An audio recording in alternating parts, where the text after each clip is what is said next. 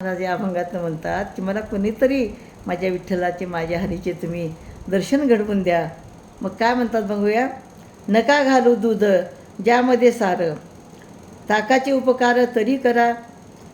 बेदा तरी हे नका घेऊ अन्न, फुकाचे जीवन तरी पाजा. तुका म्हणे मज सगुणाची चाड, पुरवा कोणी कोड दुर्बळाचे.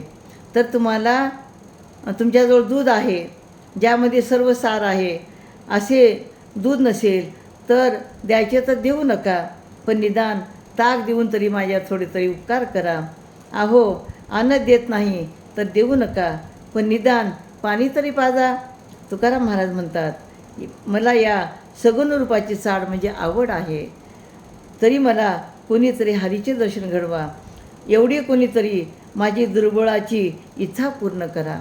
म्हणजे तुकाराम महाराज या उदाहरणातनं काय म्हणतात की मला विठ्ठलाचे दर्शन घडवून द्या, कारण विठ्ठलाचं दर्शन करणं हीच माझ्या मनातली खूप मोठी अशी इच्छा आहे, असे अभंगातनं सांगतात. रामकृष्ण हरी.